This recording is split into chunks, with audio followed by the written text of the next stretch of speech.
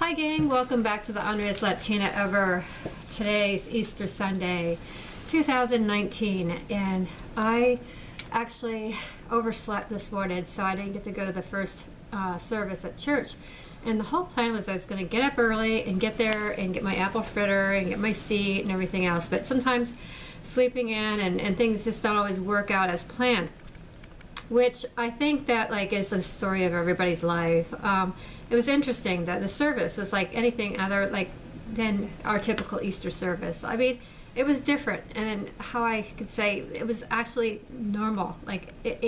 People just go all out and do something, for the holiday, and they make it extra special. Well, our church, they did an extra special thing, but the message and the church deliverer was just right on target and always the same as he always is.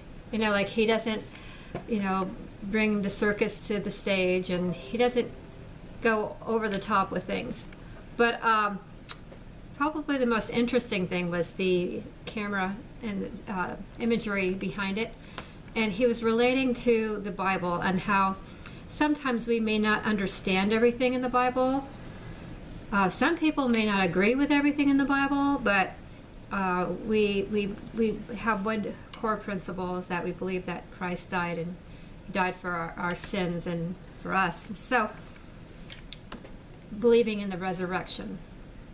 And how he related it was so unique and cool. He had this backdrop of pictures, and the very last picture before he says his ending, George W. Bush's father appears on the image, and he's talking to somebody else in the background, and I'm like, well, how did he get into this? How does he pertain to the resurrection? And I guess the sarcasm comes out at me, it's well, what's he doing there? But it was cute. If you could only hear what I'm always thinking, because people normally don't, and some people don't like to hear what I'm thinking. I was in a Bible study, and we were studying something on Jonah, and I couldn't believe that somebody stayed in the belly of a whale for 3 days. I was thinking, that's just nasty. And then, they spit Jonah out, and he goes into the public to give his announcement that, the village is going to get taken out, all spewed in whale shit. And he expects people to receive him well, and it's so interesting. It's me being logical, it's how did Jonah stay in the whale of a belly for 3 whole days, and not get, I don't know, eaten up by stomach acid or something like that? I don't know. This is nasty stuff, and stuff that I just can't even understand. So what our pastor was saying was relating to me questioning Jonah being in the whale for 3 days. He says, not everything's going to make sense. How is it that a Boeing airplane could stay in the air and not crash all the time? It's just well, it does crash once in a while, but he's really funny. And yet he seems to always be right on I'll be struggling with something, and he'll answer my question. And so that's the story of everything, is that maybe all of it isn't for our understanding. Some of the things may not make sense. But one thing that does make sense is, what totally makes sense is Easter bunnies running around in little suits, giving out chocolate bunnies. How in the hell does this pertain to Jesus? And where did the bunnies come from? Don't even try to answer that one, but, because that's the best part of the whole Easter, is the gifts and the bunnies and the chocolate and the apple fritters and all the good stuff that goes along with it. So with that said, I enjoyed the service. I like this church better than the old church, because I was going in between 2 places, and I had this deciding factor. We had a person who continually teaches Bible study, and she's very critical. And but the first lesson we were going to do is on hypocrites. And I guess the one thing that you don't want to do is go to church and somebody's sitting there going, you're going to die because you're a sinner. We're all going to die because we're all sinners. But, this particular person will tell you exactly where you fall short, when you fall short, how you fall short. But she's just this perfect entity of godly Christian ship or whatever, and there's no flaws, even though she's the size of the whale that swallowed Jonah. I mean, not making fun of, big people, but she's quite large.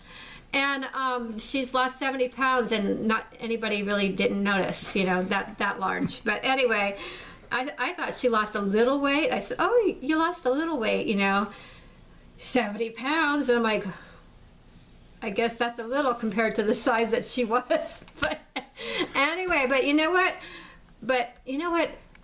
Everything else is a sin, but to her, gluttony isn't.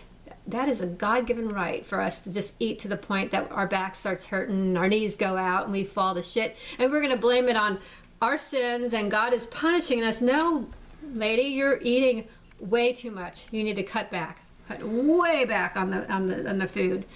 And, you know, a sin is a sin is a sin. Whether it's eating too much, drinking too much, I mean, maybe I talk too much. That could be a sin too. And I'll cut it short then, because I know I'm putting my foot in my mouth talking about this instructor that was supposed to be giving us some sort of a Christian godly lesson, and I wasn't really getting the message of Jonah and the whale too well. And mainly because it was the person delivering it, but what we really need to understand is that the people, even pastors, are imperfect. And everybody's imperfect. And none of us gets out alive. And with that said, you know, we just hope that that we will get to that point in life where we just have this complete peace, and we don't let people or anybody get under our skins, that we can just kind of like, you know, let it go, because really it's not worth it. And we have these battles, and we go to church, or we don't go to church because of hypocrites. And it's really, we go to church for ourselves, and we read the Bible for ourselves, and we get that peace for ourselves. And the message of today is you're going to come across some people in your own family that you're just going to think, how in the hell did like these people get saved by God? And they're going to have things that they're going to say at that dinner table that's going to irritate the hell out of us, especially if you have somebody that is a Democrat in your family. I have a few of them, God forbid, you know, and they're lovely people. They're God-fearing people, they say, but we've gotten into some really big battles, you know, like one of them was defending illegal immigration, you know, and he was a union worker, and he was as drunk can be, and I wanted to blurt out, "You're just a fucking idiot, Uncle Joey," but I didn't, you know, I held back, you know, like I normally do. And he just kept saying stuff that was offending everybody. But you know, that people are just people, and you know, we just gotta let it go. They're family, and we can't always pick our family. With that said, you guys have a blessed Easter. Don't let people get to you, and enjoy the day.